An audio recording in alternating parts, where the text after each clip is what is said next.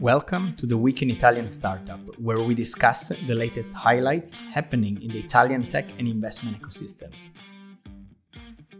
Right, so last week has been pretty productive actually. I was making a little bit of summation about 20 million were raised across different deals. It was a very nice week with different a very wide diversity of deals. So let's go through it. Let's start with the roadside assistant startup.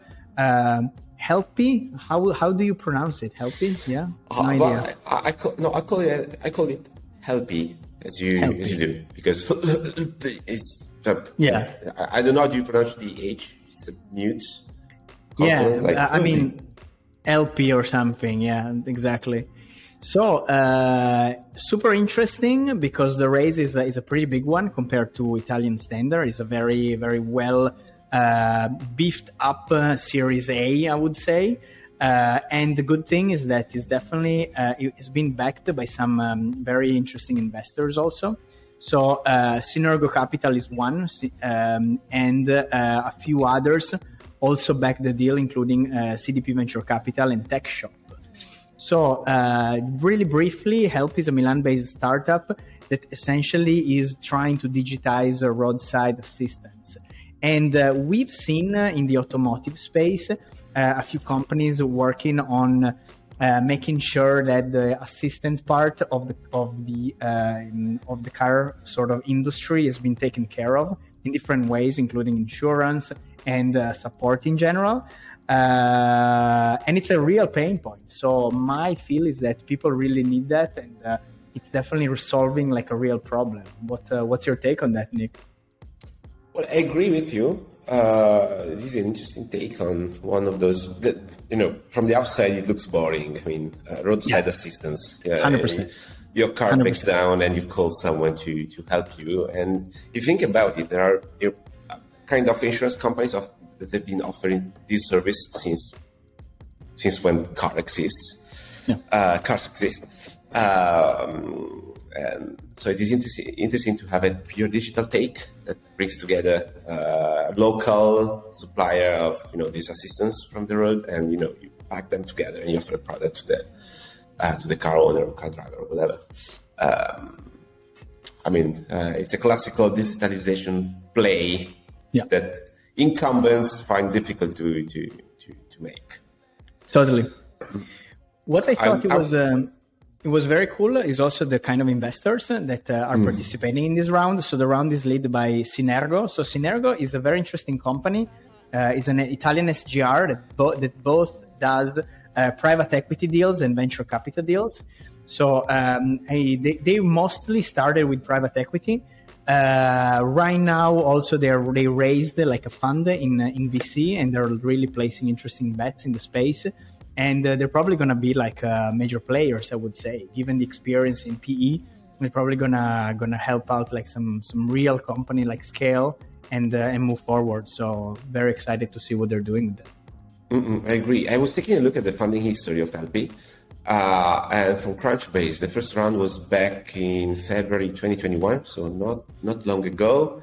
And two of the seed investors in that round were insurance companies, Victoria Hub and Bene Assicurazioni. So since the beginning, insurance companies are involved. So I'm not surprised. The second round by the Tech Shop, as I said, dates back to earlier this year. So this round, this Series A, is coming pretty fast respect of previous capital.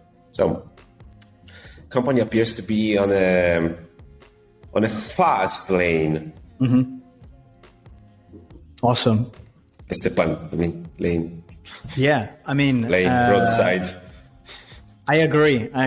It's one of those businesses that need disruption, and a lot of people are going to appreciate it, and you're going to appreciate the utility of this business when you're in those kind of situations. So with massive pain in very unique moments when your car breaks down, and then you need to use that. So definitely a big upside potentially for the kind of problem to solve. So super interesting. All right, moving on. Let's talk about Babaco Market, a grocery startup raising 6.3 million euro in a round led by Trind Ventures. So Babaco Market to me is very much a very great example of close to flawless execution for an Italian startup that basically is growing that fast. So we met with the founder a few times, and I was extremely impressed on how quick the company grew. And it's very interesting to see. So essentially, they started operation in 2019, but the real operation started actually in 2020. They were doing about 600 boxes a month. And from that, it was just the doubling. It was tripling or doubling numbers. So in 2021, they were doing about 3,000 boxes a month sold. And this year, they are on the path to do about like more than 6,000 boxes a month. And for people that don't know, they basically, just to describe a little bit the business model. I got too excited. I forgot to explain exactly what they're doing because it's really growing fast. So essentially, Babaco takes groceries from a supermarket that they don't get to the level of being, let's say, sellable in the general like chains. So, ugly fruits, ugly vegetables, ugly produce. They do a quality check, of course, to make sure that everything is fine. And then they box it and resell it and ship it on a subscription base. Not only on a subscription base, but mostly on a subscription base. And this is a great way to fight food waste in general. So I thought it was a great idea. It's not a new idea, I would say, because it's been around and there has been experiments abroad to actually work on this model. Some more successful than others, especially in the US. In Europe, I would say they are definitely on the path to be like one of the major players in this kind of grocery, e-grocery, food waste sort of prevention play. So very excited to see where they're gonna go. Yeah. Mm-hmm. Yeah, I agree with you. And we are investors in Cortilia. That's not exactly the same business model at large, but it rhymes a lot. E-groceries sent at home of the customer. I like the part when, as you say, where they basically solve a waste issue. So things that are good, so you can safely eat and enjoy them, but they are too ugly for the supermarket. So you wouldn't choose them if they were amidst all the other similar fruits or vegetables or whatever. So I really love this take, and I love the market, of course, because Cortilia was one of the first investments I ever made.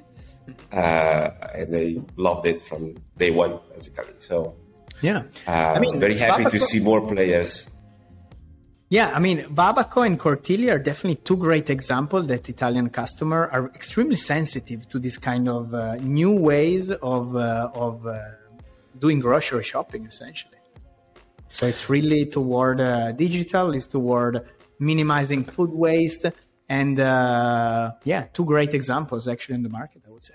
Yep, my impression is that during COVID in particular, people grew accustomed to purchasing groceries online, because before COVID, buy fruits or vegetable and you can't touch them, buy a steak and you can't take a look at it.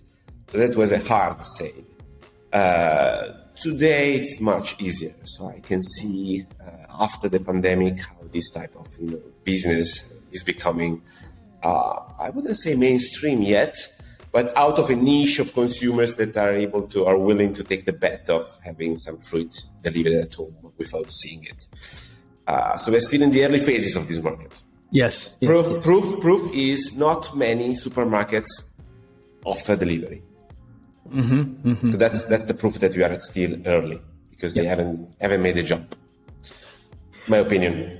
What is interesting though is that I think we can see some gradual movements. Some supermarkets, they're doing like takeaway. So they're kind of dipping their toes at the beginning, just kind of converting people to online purchases. And then you drive by, you get your groceries, and then you're on your way. And maybe that's the first step to actually slowly involving people, even less digitally native, to these kind of services, which is definitely the direction where people are going. So yeah. Might be a good point. So purchase online and pick up in real life. Exactly. Good point. All right, always talking about food. Yeah, we have a few about food today. So Cosaporto, premium food delivery startup, raising 5 million in an equity crowdfunding campaign. So also Cosaporto is a great example. So essentially, they're doing curated food boxes that you can purchase online, and they have quite a different angle because they work with premium product. And they, from what I know, talking with the founder, they're really doing extremely well doing holidays in particular, when you actually buy recurringly, like seasonally during holidays. And that's another way of leveraging the power of the digital with food purchases in general. Yeah. I agree with you. So it's the same thing. So delivering stuff at home, but in this case, stuff is premium food in particular, but not only food. I mean, I was not generous enough in calling them a food delivery startup, because they also offer other things related to a premium / almost luxury type of consumption. Mm-hmm.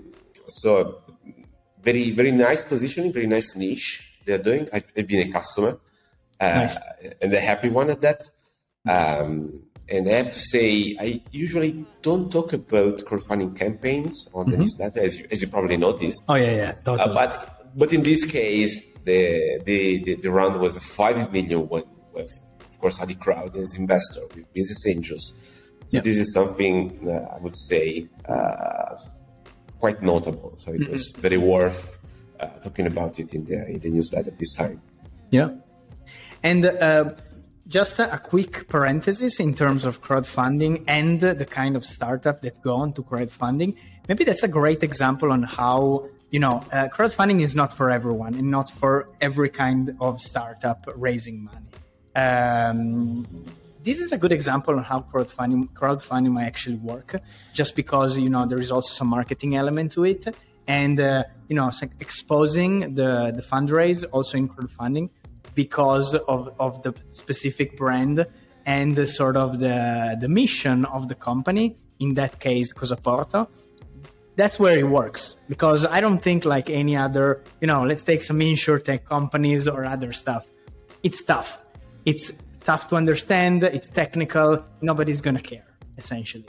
But deals of this nature, which can actually talk really directly to consumer and in a more intuitive manner, I would say, that's definitely beneficial, I would say.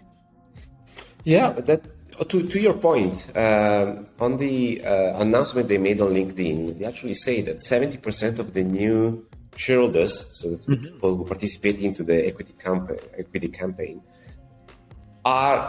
were already their customers. Good point. Yeah. So, I mean, that's a very nice way to approach an equity crowdfunding campaign. You've got customers, you can approach for selling a product.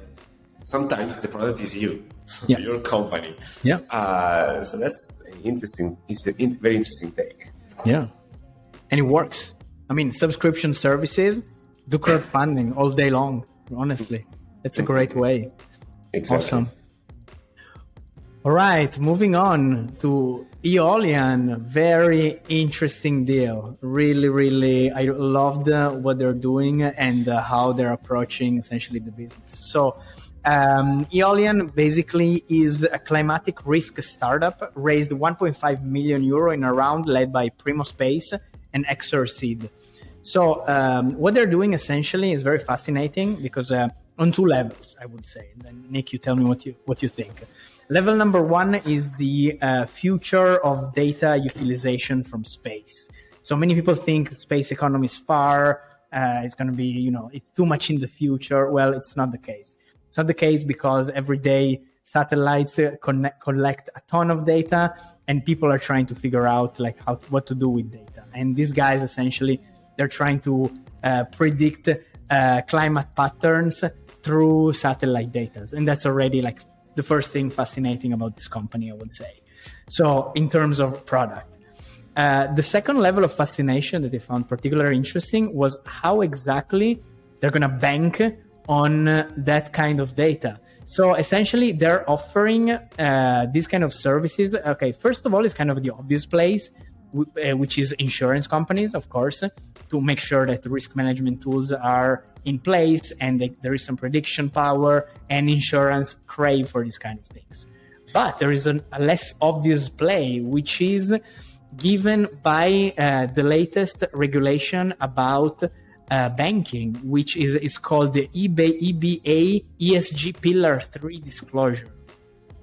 So essentially, from my understanding, is the European Banking Authority is aligning all the ESG practice and compliance across all banking in Europe. And essentially, all banks need to go through processes and have a best effort practice to actually comply to these kind of requirements. And of course, having companies that try to predict weather and manage risk according to models from based on data from space, etc., this definitely can be a big part of it. So these guys are totally touching a nerve, which is probably gonna be essential from a lot of from the banking sector, I would say. So it's a non-obvious vertical, I would say. I thought it was fascinating. Well, very happy that you're this, pumped up about this investment. So, excellent. Well, I have to say, well, of course, Eoliann is an investment made by the space team, and as you know, we operate in different teams in Primo. I have to add that Eoliann was born out of the Vento program from last year. So a year ago, this team wasn't even together. So they got together with Vento, they accepted the challenge that someone else put on the table, and they came up with a solution. And the solution was so interesting that not only it pumped you up, but it pumped up also the space team and Exor in order to invest in what these guys were doing. And then I agree with you, it's spot on with where we are currently in the world. Climate is becoming quite wild. I see also recent events here in Italy. So the need for forecasting, understanding the risk, managing the risk in a way is increasing rapidly. So this is the play. Let's hope it really pans out. Super cool. All right. One surprising company that is raising is TAC, Digital Business Card Startup, announcing a decent round of 750K. I thought it was interesting because there has been back in the past attempts to actually digitize business cards, and people are trying to do it, starting from, I don't know if you remember, Bump. Of course, yes, you just that? Opened a memory box here. I remember Bump. It was so cool. It was cool, and it worked for some time, but then it never took off too much. Maybe the pain of that kind of handing out digital cards or exchanging name was not too strong, so the thing died. And periodically we see attempts of people trying to reinvent the experience of exchanging information, and I think that's the core. But I don't know who's gonna win. I'm not sure. It's interesting to see how companies are trying to redo that. Yeah, I have to say I don't know. I'm still not used to any digital way of handling business cards. I admit, I'm saying it openly, so shoot at me. So I'm still using old-fashioned paper cards. Again, I know I should stop. But the other alternative that I've seen so far, the only one that I've been, subject to using it, in particular as I was abroad, was LinkedIn. So LinkedIn with the QR code is the easiest way. Is actually almost the only way I witnessed in events was used by people to exchange contacts. Yeah, yeah. So, but I've got no idea. This doesn't mean anything. Just a matter of it appears to be still an open challenge. So no, totally. I mean, literally exchanging a paper card is so quick and seamless now. Then pulling out the phone, opening an app, wait for it, and everything that is involved to that. It's still like it's a problem. It's still like there. It's still not completely solved. So the paper is winning. Yeah, because it's easy to, that's the card, this is the card. That's so easy. It's so easy, The not so funny part is, registering the contact. So using the card. So instead of having, piles of card that you will never touch again, and you will need to, scramble in order to find the contact you were looking for from 3 months ago. So totally. I see the problem is still there. We'll see whether this is the solution. All right, let's talk about the announcement about the latest Fondo fund from CDP. That's really interesting. So apparently there is we knew about that. There was like an industrial plan starting 2022 to 2025 to actually launch about 7 new funds. 4 of them are direct investing funds, and 3 of them are funds of funds. So that's another interesting action from CDP, where actually it's trying to cover all the spectrum of VC, and we've seen that happening on many levels, and it's powerful. I mean, funds of funds are definitely not the most exciting funds to work with, but they definitely can play a huge role when it comes to launching an ecosystem. So definitely an interesting play. I believe the first close was about 50 million right now for this specific one, and the objective is about to hit more than 100 million during the whole life of the period of the fund.